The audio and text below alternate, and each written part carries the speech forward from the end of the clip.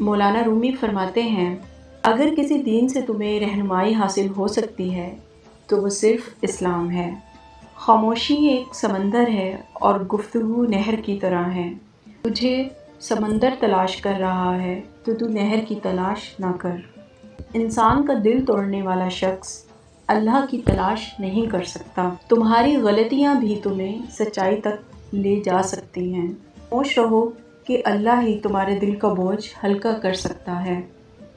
غمگین نہ ہو، جو بھی تو کھوتا ہے اسے کسی نہ کسی اور نعمت کی صورت میں واپس پا لیتا ہے۔ صرف پیسہ ہی رزق نہیں ہے بلکہ عقل، ادب، چہرہ، اولاد اور علم بھی رزق ہے۔ اس سے بڑی بات یہ ہے کہ بہترین دوست بھی رزق میں شامل ہیں۔